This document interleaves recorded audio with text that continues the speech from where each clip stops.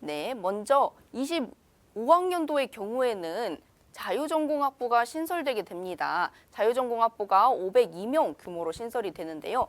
여기서 중요한 거는 1유형의 자유전공학부가 있고 2유형의 자유전공학부가 있다는 겁니다.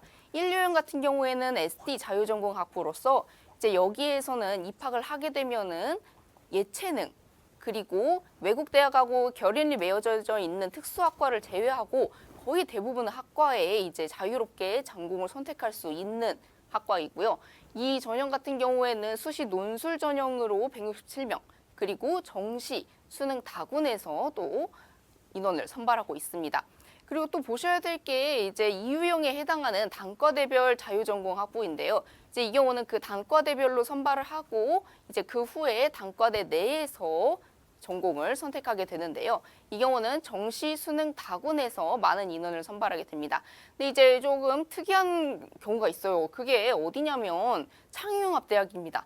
창의융합대학 자유전공학부 같은 경우에는 창의융합대 내에서 이제 전공을 선택하게 되는데 창의융합대에 소속되어 있는 인공지능 응용학과, 지능형 반도체공학과, 그리고 미래에너지융합학과 이 세 학과 중에 한 학과를 선택하게 됩니다만 수시 학생부 교과 전형에서도 선발을 하고 있고요. 그리고 학종으로도 학교생활 기록부를 기반으로 평가하는 전형으로도 선발을 하고 또 정시의 수능 나군에서도 선발을 하게 됩니다.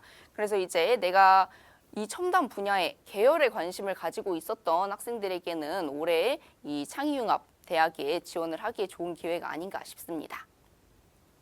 자, 다음은 수시 선발 인원입니다. 저희 전체 모집 인원인 2,470명 중에서 약 67%에 해당하는 인원을 수시로 선발하고 있는데요.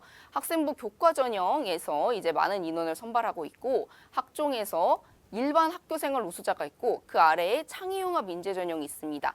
두 전형 모두 학생부 종합 전형으로서 선발 과정은 똑같습니다만 차이점이 있다면 창의융합 인재 전형 같은 경우에는 창의융합 대학 내에 소속되어 있는 학과에 학생들을 선발하는 전형으로 따로 구분을 해놨다라고만 보면 되겠습니다. 그리고 그 아래 논술, 실기 이렇게 전형이 크게 4개 전형을 운영하고 있는데 과기대 수시의 특징이라면 최대 5회까지 복수 지원을 할 수 있다는 특징이 있습니다. 교과에서 하나, 학종에서 학교생활 우수자나 창의융합 인재 전형 중에 하나, 그리고 그 아래에 있는 이제 기회균형 전형 중에 하나, 또 논술 하나, 실기까지 최대 5회를 지원을 할 수 있는데 보통 이제 교과 성적에 자신이 있는 학생들은 교과에서 하나, 그리고 학종에서 준비를 한 친구들이 학종에서 또 하나 이런 식으로 지원하는 경우가 많이 보이는 것 같습니다. 자, 다음은 각 전형별로 좀 세부적인 안내를 드리도록 하겠습니다. 먼저 학생부 교과 전형입니다. 고교 추천 전형인데요. 이 전형 같은 경우에는 학교생활 기록부에 기록되어 있는 여러분의 교과 성적을 100% 반영하게 됩니다. 근데 이제 좀 올해 바뀐 점이라고 한다면 24학년도에는 원래 진로 선택 과목을 반영을 할 때 A가 3개가 있으면 가산점을 5점을 그냥 드렸어요. 근데 올해부터는 진로 선택 과목의 전 과목이 반영이 되는데 그 전 과목을 어떻게 반영하냐? 각 등급마다 환산 점수로 이제 변환을 해서 반영을 하게 되는데요. 이제 A 등급 같은 경우에는 1등급에 해당하는 1000점, 그리고 B를 받았으면 3등급에 해당하는 점수, C를 받았으면 이제 5등급에 해당하는 점수를 받게 됩니다. 그렇기 때문에 좀 내가 교과 성적에 진로 선택 과목에서 B나 C가 많았을 경우에는 환산을 해보면은 전년도 입결에 비해서 내 성적이 좀 낮아 보일 수도 있다는 점 유의해 주시면 되겠습니다. 자, 그리고 이제 교과 전형 같은 경우에는 수능 최저학력 기준이 있습니다. 근데 이제 반영하는 과목들은 국수, 영탐 중 어느 과목을 봐도 상관이 없고요. 2합 7등급 이내만 맞추시면 됩니다. 이제 서울에 있는 주요한 대학들이 3합 7을 요구하는 데 비해서 2합 7이면 과기대는 그래도 좀 완화된 기준을 가지고 있다고 보실 수 있겠습니다. 또한 여러분들이 유의하셔야 될 부분 중에 하나가 지원 계열별 반영 과목인데요. 자연 계열을 지원하려는 학생들의 경우에는 여기 아래쪽에 있는 반영 과목이 다 반영됩니다. 네. 진로 선택 과목까지 다 반영이 돼서 반영 과목이 90단위 이상인 경우만 지원을 할 수 있으니까 꼭 담임 선생님과 한번 상담을 해보시고 이 전형에 지원하시길 바랍니다. 또 학교 추천 전형이기 때문에 어차피 담임 선생님이 추천을 해주셔야 되기 때문에 꼭 상담을 네. 받는 것을 추천드리고요. 네. 자, 다음은 학생부 종합전형입니다. 이 방송을 이제 보시는 학생들은 많이들 이 학종에 관심을 갖고 이 방송을 보시고 계실 텐데요. 학종 같은 경우에는 수능 최저학력 기준은 없습니다. 그리고 1단계에서 여러분의 서류, 학생부 기록을 가지고 3배수를 선발하고 2단계에서 1단계 성적 70%, 그리고 면접 30%를 반영합니다. 근데 이제 이것도 생각을 해보시면 전년도 학생부 종합전형의 평균 경쟁률이 16대 1이었다는 것을 생각하면 1단계에서 3배수를 선발한다. 그러면 경쟁자 13명이 날아간 거예요. 그리고 그 3배수가 된 중에 한 명이 합격하는 건데, 그렇게 된다면은 추가 합격률인 이제 56%까지 생각을 하면 실제로 체감되는 면접의 반영 비율은 40에서 50%까지 늘어날 수 있다는 것도 생각을 하면서 면접 준비에도 신경을 써주셔야 될 것 같습니다. 네네. 자, 그럼 먼저 학생부 종합전형에서 서류 평가를 어떻게 하느냐입니다. 여러분들이 지금 이제 원서 접수를 앞두고 있는 상황에서 그 전에 여름에 박람회, 설명회, 기타 등등 여러 행사에서 여러분을 만났을 때 많이 받았던 질문 중에 하나가, 제가 이 계열, 이 학과에 관심을 가지고 있어서 1학년 때부터 계속 이과를 준비해 왔는데 성적은 B과에 맞습니다. 그럴 경우 저는 어느 학과에 지원해야 되나요? 이런 질문을 많이 받았습니다. 네, 여러분, 제일 베스트는 당연히 전년도 입시 결과에 비교를 해봤을 때 내 개의 성적이 그 입시 결과 값 안에 들어가 있고, 그리고 내가 준비한 계열이나 준비한 진로 역량이나 이런 부분도 맞는 계열, 맞는 학과에 지원하는 게 베스트입니다만, 만약에 그게 맞춰지지 않는다면 어느 정도는 내 소신에 따라서 운에 맡기는 지원을 하셔야 될 수밖에 네. 없습니다.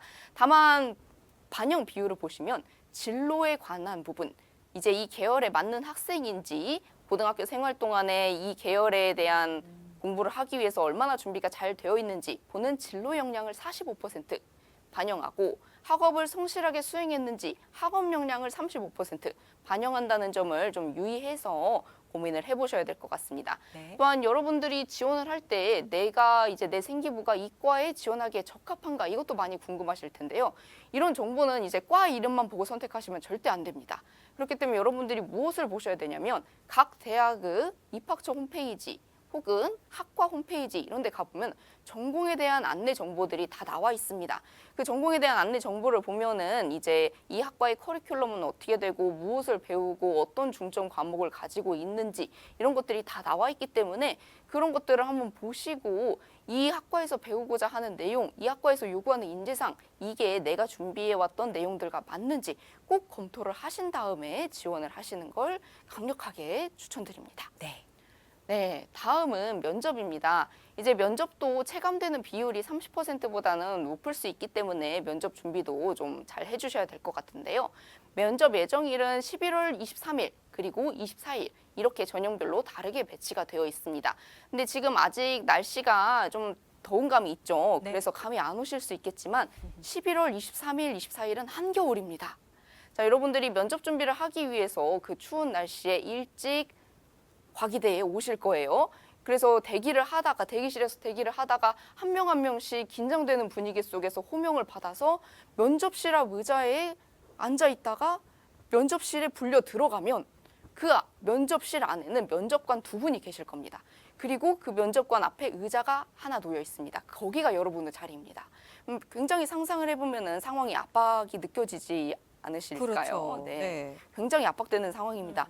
이 상황에서 여러분들이 10분간 면접을 진행하게 되는데 10분 동안 여러분들이 받게 될 질문은 여러분들의 생기부에 나와 있는 질문들을 받게 됩니다. 근데 여기서 어떤 질문을 받게 될까요? 당연히 전공과 관련된 질문들을, 또 공동체 역량을 확인하기 위해서 인성과 관련된 질문들, 그리고 이제 또 학업에 관련된 질문들도 당연히 받게 되겠죠. 근데 여러분들이 이 예상 질문을 준비를 하실 때 당연히 내가 대학에 가서 배우게 될 교수님들의 전공이 무엇인지도 한번 좀 여력이 되신다면 살펴보시는 것도 좋을 것 같아요.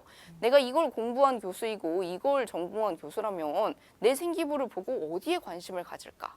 어떤 부분이 내가 지원하려는 학과와 내 생기부에 연관이 있는 부분일까? 이런 것들을 생각해가면서 이 면접 예상 질문을 뽑으셨으면 좋겠습니다. 네. 또 이제 10분 동안 면접 질문을 받게 되면은 보통 8개 정도 질문을 받게 되실 텐데 첫 번째 질문은 높은 확률로 자기소개 및 지원 동기입니다. 근데 이제 첫 번째 딱 앉았을 때 지원자분은 자기소개와 지원 동기 말씀해 보십시오 라고 질문을 하면은 이게 블라인드 면접인데도 불구하고 자기소개라고 하니까 자기가 소속된 학과나 이름을 말하려고 하는 친구들이 있어요. 그러면 안 되고요. 네. 이때 이제 여러분들이 해주셔야 될 자기소개는 내가 이 전공을 배우기 위해서 고등학교 생활 동안에 어디에 관심을 두고 노력을 했는지, 나란 사람은 어떤 준비를 해왔는지 이런 것들에 대한 특성을 이야기하시는 자기소개라고 생각을 하고 준비를 하셔야 됩니다. 자, 그럼 넘어가 보도록 하겠습니다.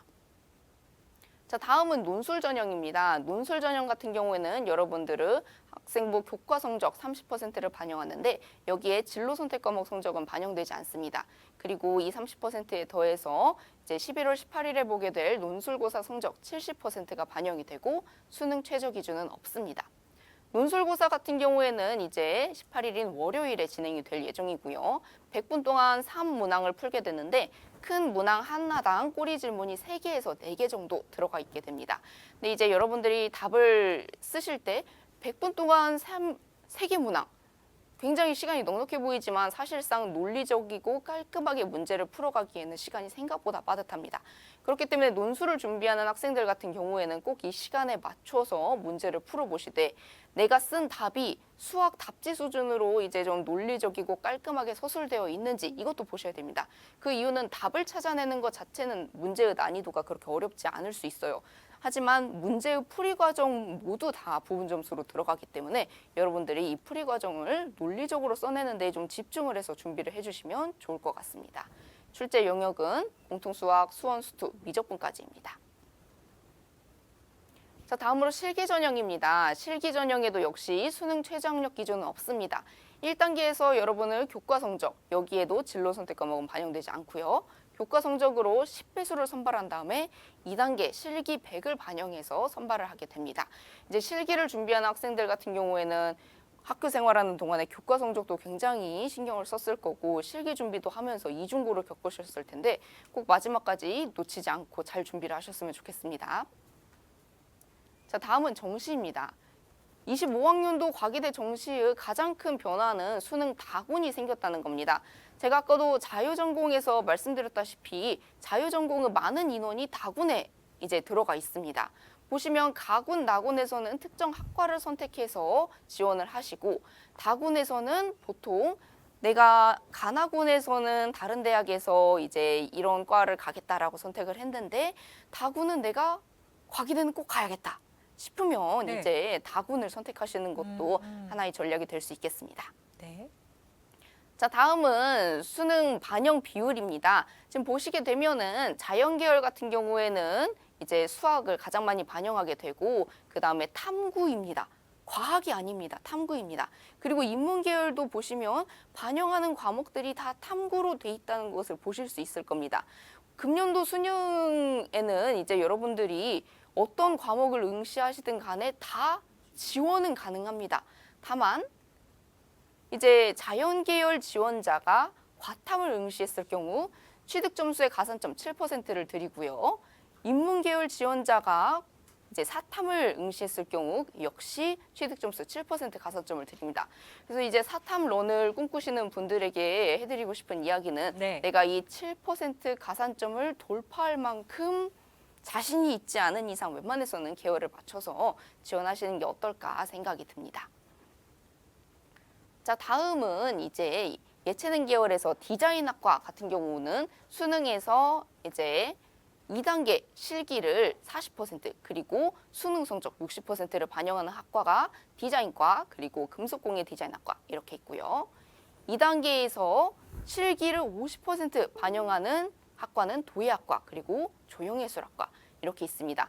각 학과별로 이제 문제 같은 경우에는 시험 당일에 제시가 되고 있으며 또 학과마다 시험 시간 그리고 문제 이런 것들이 다르기 때문에 여러분들이 준비하시는 계열에 맞게 잘 준비를 하시면 될 것 같습니다.